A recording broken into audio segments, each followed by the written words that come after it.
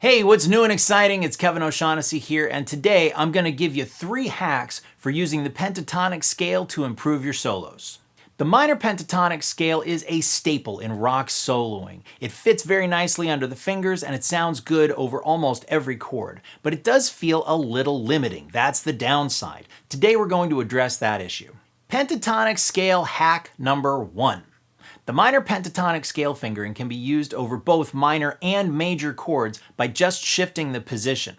Let's take a look at our trusty A minor pentatonic scale in the 5th position.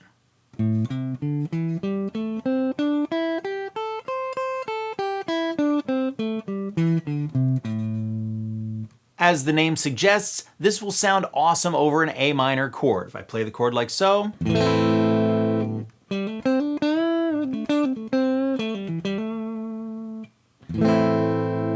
perfect. But by shifting the position down a few frets, I can also get this to sound good over the A major scale. Using the A note here at the 5th fret as kind of a pivot, if I put my pinky here, that becomes the 2nd note of the F sharp minor pentatonic scale, which starts here at the 2nd fret and sounds like this.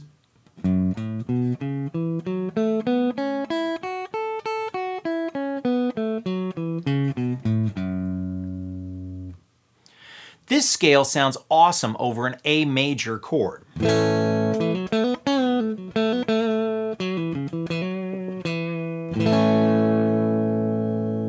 Right? So let me give you an example of how you can use this in an actual chord progression. I'm going to start in the key of E, and we're going to use the chords E, G sharp minor, A major, to A minor. Okay, I don't typically hear this chord progression very much, but you might remember a song, and I'm probably dating myself here. Bon Jovi's Never Say Goodbye does a very similar chord progression, but in the key of A. So if I play my E chord, 1, 2, 3, 4, G sharp minor, 2, 3, 4, A minor, switch to the new position at the 5th fret, back to E. See that? So if we put that all together, we might get something like this.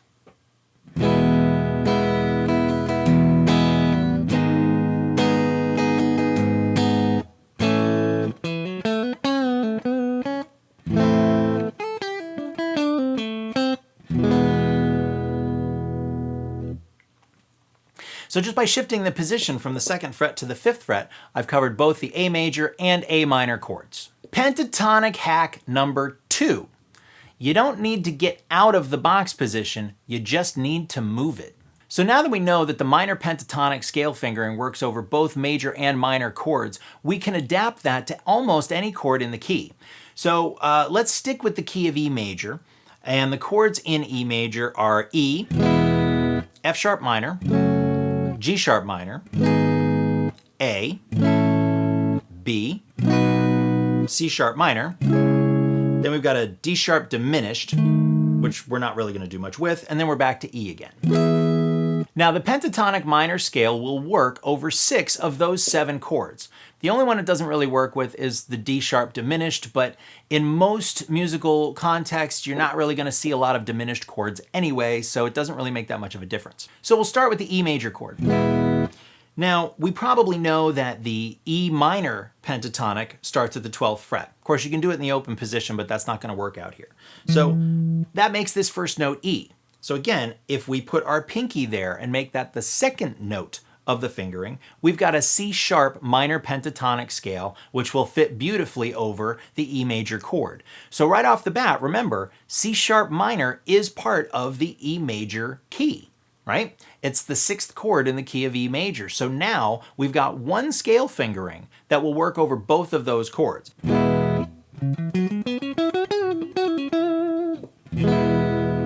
And if I do the same thing over C sharp minor, you see it also works really well.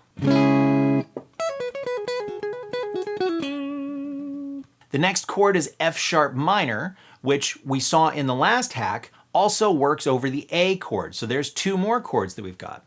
The next one is G sharp minor. And that also works very well over a B chord.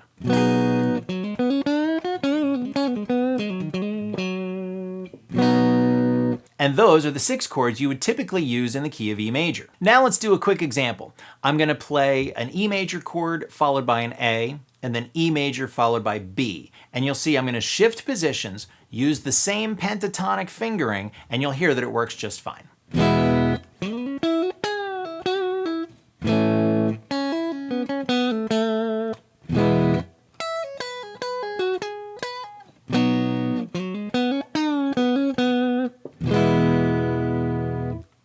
Minor pentatonic hack number 3. If you're a more advanced user of the pentatonic scale and you know the modes of that scale, you can use those modes to stay in one position. So while it's really cool that you can use the same pentatonic box position to play over any chord in a key except for the 7 chord, you can see that some of the jumps are a little large. So what we can do is if we know the modes of the pentatonic scale, we can play in one position a little bit more comfortably. Now for this demonstration, I'm going to assume that you know the modes. I'm speaking a little bit more toward the more advanced pentatonic users at this point. But if you'd like to see a video on the modes of the pentatonic, I'll be happy to make one. Just let me know in the comments below. So we're going to use the same progression that we did in the last example, E, A, E, B. We're going to use the C sharp minor pentatonic over the E. We're going to use the 4th mode of the F sharp minor pentatonic over the A, and we're going to use the 3rd mode of the G sharp minor pentatonic over the B. And it'll look something like this.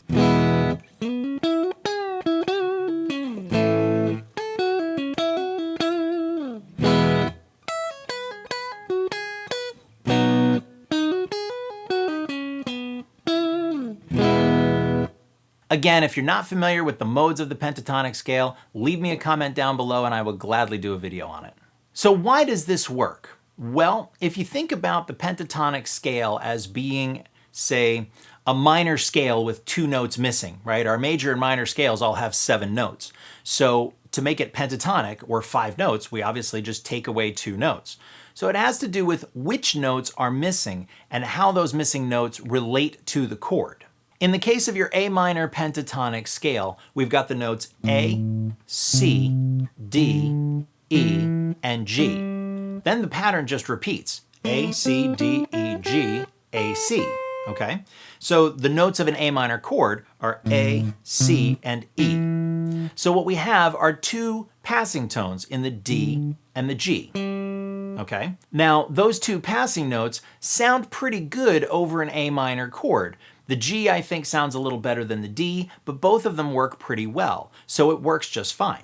Now, in the case of using the minor pentatonic fingering over a major chord, well, this has to do, again, with the notes that are missing from what would be the major scale that we would ordinarily play over that chord.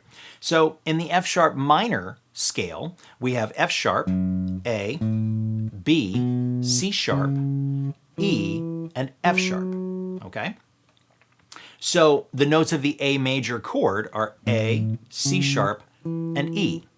This gives us a passing note of B, which sounds very good against the A, and it also gives us another passing note of F sharp, which sounds pretty good against the A. The 2 notes that are missing in this case are the D and the G sharp from that scale, from what would be the A major scale.